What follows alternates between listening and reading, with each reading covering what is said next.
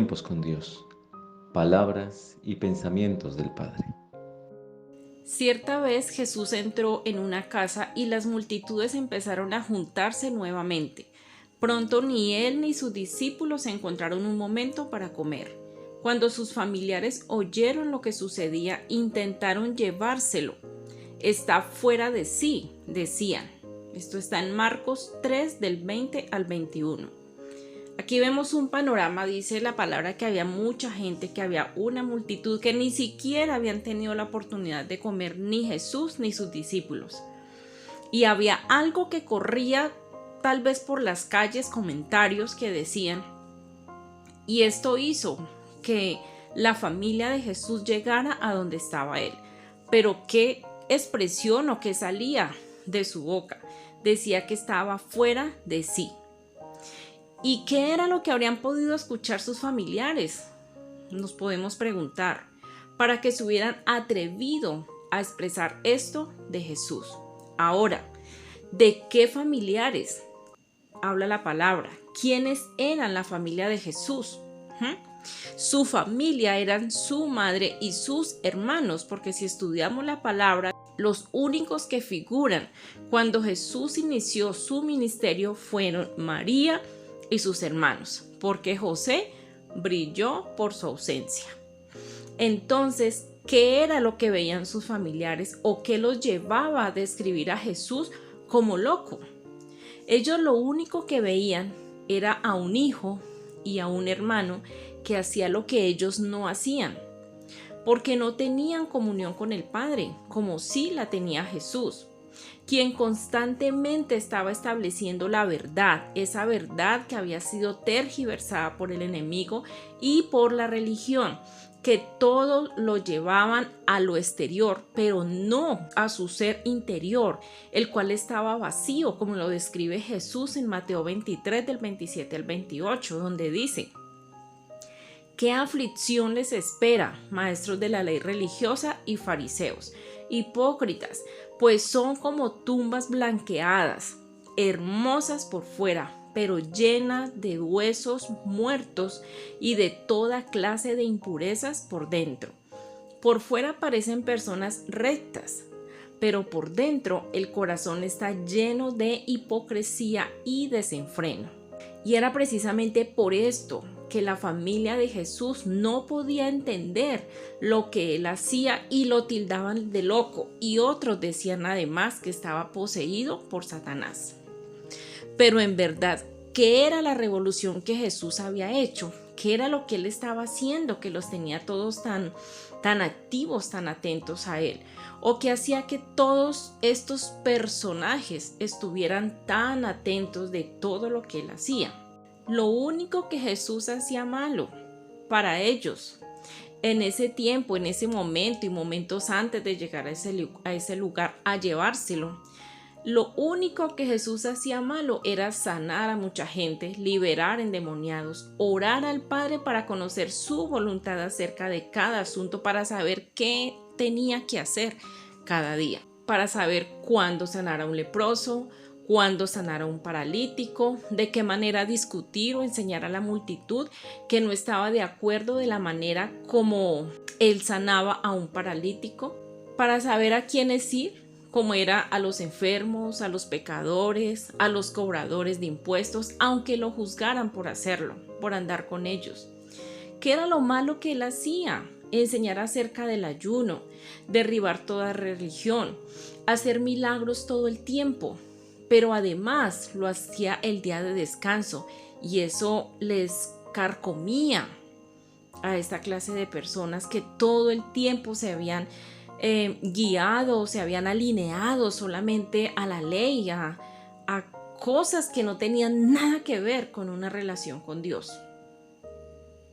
Jesús, desde que inició su ministerio, se dedicó a establecer el reino del Padre aquí en la tierra, donde quiera que iba, y esto sonaba de locos para quienes eran ajenos a la verdad, y además movía a multitudes, y esto no gustaba mucho. Y no era perseguido solo por los fariseos, saduceos y maestros de la ley, sino, como vemos aquí, también, además, por su familia. Cada uno de ellos representaba como ese dicho popular tan escuchado, que dice que ni hacen ni dejan hacer. O como le dijo Jesús a los fariseos, ni entran ni dejan entrar, ya que todos estos que lo perseguían a diario, a pesar de recitar la palabra, solo eran eso que dice el Señor, corazones con letra muerta, porque no hacían nada de lo que Jesús hacía. La envidia por todo lo que veían hacer a Jesús no los dejaba prosperar. A eso se refería Jesús cuando decía: escuchen lo que enseñan, pero no hagan como ellos, porque la palabra era letra muerta en sus corazones. De lo contrario, si hubieran caminado conforme a lo que enseñan las Escrituras, también hubieran llegado a ver milagros en su vida como lo hizo Jesús, porque Dios es fiel a su palabra. Entonces, si cada una de estas cosas y muchas más pasaban en la vida de Jesús, ¿qué puedes tú esperar si en este tiempo le sirves a Dios? Pero tú por tu parte haz como Jesús, no te dejes perturbar por quienes te juzgan, por quienes no pagan el precio, pero sí están atentos a qué hora sales, a qué horas entras, de lo que dices, de lo que no dices, de lo que escribes, de lo que no, lo que compartes y lo que no compartes. En últimas, los que no son espirituales no pueden recibir esas verdades de parte del Espíritu de Dios. Todo les suena ridículo y no pueden entenderlo, porque solo los que son espirituales pueden entender lo que el Espíritu quiere decir. Esto está en 1 Corintios 2:14. Entonces, tú solo como caballito cochero sigue, como lo decía Pablo, no mirando atrás, prosigo a la meta del supremo llamamiento. El que siguió contigo, que siga. El que caminó contigo, que vaya. Pero quien no entendió, sacúdete los pies y sigue. Sigue hablando, sigue enseñando, sigue caminando, porque quien te llamó en su debido momento te recompensará. De hecho, tu recompensa solamente proviene del Señor. Tú permaneces siendo fiel al Señor por encima de todo lo que veas y por encima de todo lo que escuches. Y en su momento el Padre te dirá: bien hecho, mi buen siervo fiel. Has sido fiel en administrar esta pequeña cantidad, así que ahora te daré muchas más responsabilidades. Ven a celebrar conmigo. Mateo 25:23. ¿Ves? Entonces enfócate en tu llamado. Enfócate en el propósito por el cual Dios te envió al mundo. Enfócate en esos que Dios te entregó, así como hizo Jesús en Juan 17, que Él cuidó a los que Dios le entregó. Entonces, enfócate en toda la necesidad que hay en el mundo. Enfócate en cada ejemplo que hay en la palabra de ese hombre y esa mujer que supo permanecer por encima de la dificultad, por encima de la persecución, por encima de la oposición, por encima del señalamiento. Tú solamente avanza, que Dios necesita tu corazón. Dios necesita tu corazón sometido a Él. Él necesita tu corazón enfocado a Él, listo para ser ese Elías de este tiempo, para ser ese David de este tiempo, para ser esa Esther de este tiempo, para ser ese Jesús de este tiempo, usados por Dios para llevar la libertad, la verdad, la justicia a otros que tanto lo necesitan, para que podamos llegar a hacer esas cosas que Jesús hacía y aún mayores. Que Dios te bendiga. Cada vez más violencia,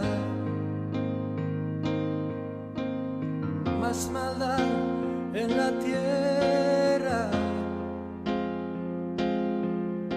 Parece que el amor ha muerto y la locura reina sobre la humanidad.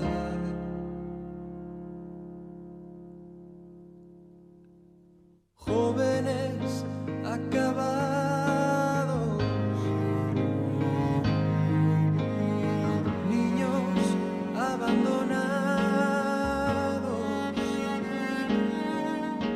a precio de placer y decidiendo solo el interés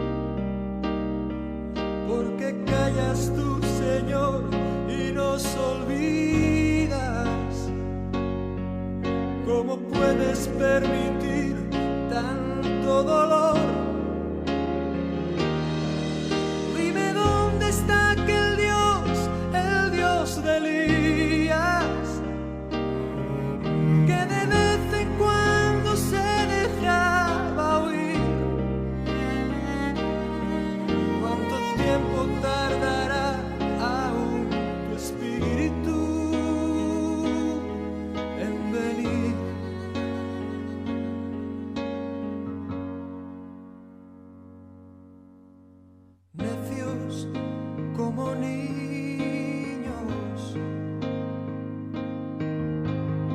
torpes cachorrillos, como nos gusta jugar y nos gusta preguntar aquello que hace tiempo sabemos ya.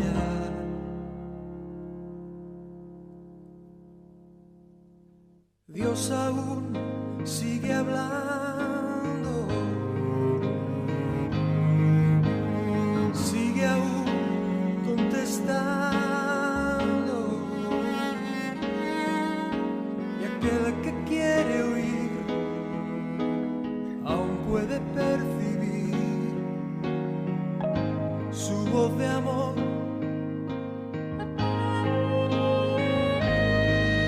¿Cómo puedo derramar yo de mi espíritu si mis hijos no se vuelven hacia mí? Ahora ciñete como un varón valiente. Yo hablaré y tú me contestarás a mí. ¿Dónde están aquellos hombres como Elías que dejaron todo por seguirme a mí? Que rompieron compromisos con el mundo solo por agradarme a mí. ¿Dónde están aquellos tres que en Babilonia prefirieron ser quemados a ceder? ¿Dónde está aquel Daniel que me adoraba? ¿Dónde está la santidad de aquel José? Oh, ¿dónde está ese niño que mató al gigante? ¿Dónde están los sucesores de Josué? ¿Dónde están esas mujeres entregadas como Esther?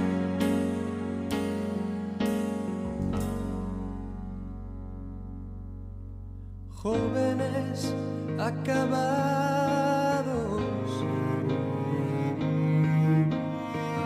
niños abandonados, a precio de placer, y pagan inocentes los errores de otros en el ayer. Si mi pueblo se volviese y me buscase, renovando así su entrega y su fe,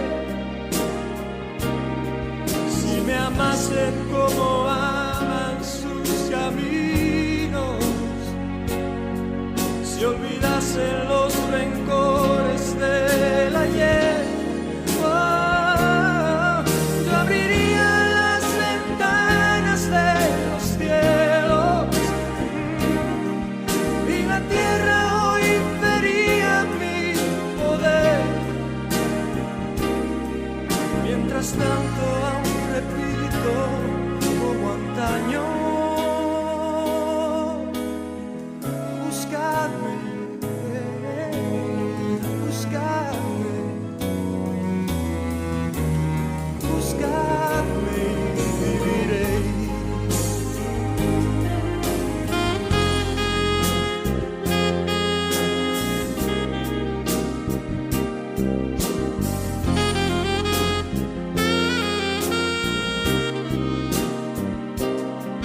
Mientras tanto aún repito como antaño: buscadme, buscadme.